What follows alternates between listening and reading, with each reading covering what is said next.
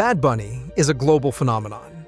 Three-time Grammy winner, billions of streams, selling out stadiums faster than Taylor Swift announcing a new album. The man is a certified superstar. But the Super Bowl? That's a different beast entirely. It's the kind of stage where even the most seasoned performers feel the pressure. So why the uproar? Why the collective gasp heard round the digital world? The most obvious, the most frequently typed, and perhaps the most comically predictable complaint? The language barrier. Yeah, I know, it's America, people speak English. But here's the thing. Benito Antonio Martinez Ocasio, also known as Bad Bunny, primarily performs in Spanish. And for a certain segment of the Super Bowl audience, this was less about cultural diversity and more about, well, let's just say, they thought their TV suddenly switched to Telemundo. What? I can't understand the lyrics. Is this even American football? As if the entire Super Bowl experience hinges on belting out every single word of Titi Me Preguntó in unison. Newsflash, folks, music is universal. Ever heard a K-pop song and still vibe to it? Exactly. But for some, the idea of a non-English performance at their Super Bowl was practically a national crisis. It's like complaining about a gourmet meal because you don't speak French. Just enjoy the damn food. But the language wasn't the only hurdle. Oh no, my friends. We're just getting warmed up. Because once they got past the I don't understand phase, they moved straight into the genre problem. Picture this. You're hyped for the Super Bowl. You're expecting a classic rock anthem, maybe a pop icon, something that screams stadium sing-along. And then, reggaeton.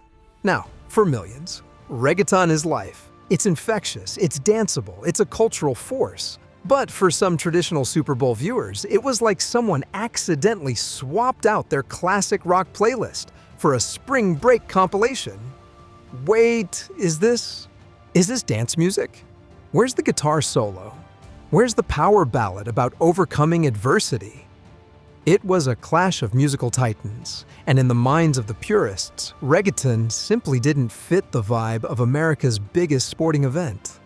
As if the halftime show hasn't been evolving since the dawn of time. Remember when it was just marching bands? Yeah, me neither. Now, this next one is where things get a little spicy. Because beyond the linguistic and genre preferences, there was a deeply ingrained cultural resistance that truly fueled the fire. Let's be brutally honest here. For a lot of people, the issue wasn't just about language or music style. It was about perceived fit within a very specific, often narrowly defined American cultural landscape. Bad Bunny, with his gender-bending fashion, his unapologetic embrace of Latinx culture, and his often explicit lyrics, simply didn't align with what some considered the wholesome, family-friendly image of the Super Bowl. But he wears skirts. His lyrics are racy, he's too different. It was a thinly veiled cultural clash, and honestly, a little bit of gatekeeping. The Super Bowl, for better or worse, has become a mirror of American society. And when that mirror reflects something a little outside the comfort zone of a particular demographic, well, the complaints start flying faster than a perfectly thrown Hail Mary. It's like arguing that a hot dog isn't American enough because it didn't come with apple pie. Come on, people. And speaking of racy lyrics, that brings us to our next point, which is less about preference and more about the broadcast standards. Because let's face it, the Super Bowl has more censors than a presidential debate. Bad Bunny's music, while incredibly popular, isn't exactly known for its Sunday school lyrical content. And when you're performing live on national television during a broadcast watched by literally millions of families, the FCC is watching with the intensity of a head coach reviewing game film. Every single word, every suggestive dance move, every potentially offensive gesture is scrutinized. Will they have to bleep half his set? What about the kids watching? The fear was that Bad Bunny's performance would turn into a game of lyrical whack-a-mole for the broadcast team. constantly trying to mute out anything deemed inappropriate. It's a valid concern, sure, but also one that assumes artists can't tailor their performances for a specific audience. It's called being a professional, people. And let's be real, other artists have pushed boundaries too. Remember Janet Jackson? Just saying. Now, this next reason might seem a little abstract, but trust me, it's a powerful undercurrent in the river of Super Bowl complaints. It's about legacy, expectation, and the unwritten rules of the halftime show. The Super Bowl halftime show has hosted some of the biggest names in music history. Michael Jackson, Prince, Beyoncé, U2, Paul McCartney. These are artists with decades of iconic hits, universally recognized songs, and a certain gravitas. And then there's Bad Bunny, a relatively newer phenomenon in the grand scheme of things, especially to a more traditional, older demographic of NFL fans. He hasn't earned it. He's not a legend yet. The argument was that he hadn't achieved the same level of cross-generational, universally revered status as past performers. As if the Super Bowl is some exclusive club where only artists with a certain number of gray hairs and Grammys are allowed entry. It's a bit like saying a rookie quarterback can't start because he hasn't won a Super Bowl ring yet. Everyone has to start somewhere, even on the biggest stage. And guess what? Sometimes bringing in fresh blood is exactly what keeps things exciting. But wait, there's more.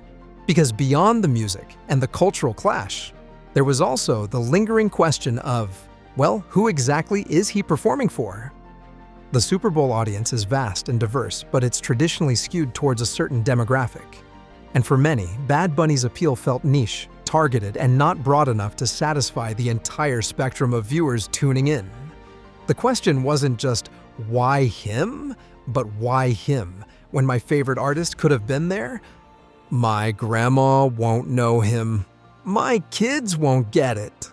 It was a concern about alienating segments of the audience, about not delivering a performance that felt universally appealing. But honestly, has any halftime show ever pleased everyone? No. Impossible. It's like trying to pick a universal favorite pizza topping. Someone's always going to be mad about the anchovies. The reality is, music is constantly evolving, and so is the audience. The NFL is a global brand now, and the halftime show reflects that. And speaking of global, let's talk about the global nature of this event. Because for some, the concern wasn't just about American preferences, but about the broader international perception. While Bad Bunny is undeniably a global superstar, particularly in Latin America and Spain, some argued that his global reach wasn't quite on par with, say, a Rihanna or a Justin Timberlake. Artists who have truly transcended linguistic and cultural barriers across virtually every continent. The Super Bowl is broadcast worldwide, and the thought was that the performer should have truly universal recognition. Will he resonate with audiences in Europe, Asia, Africa?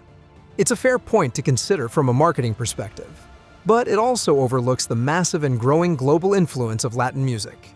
To suggest he's not globally appealing enough is to ignore a huge chunk of the planet. It's like saying soccer isn't popular worldwide just because it's not the biggest sport in the US. Get real. This next one is less about Bad Bunny himself and more about the Super Bowl as a whole. It's about the perceived sanctity of the event and the fear of diluting its core identity. For many longtime fans, the Super Bowl is a sacred institution.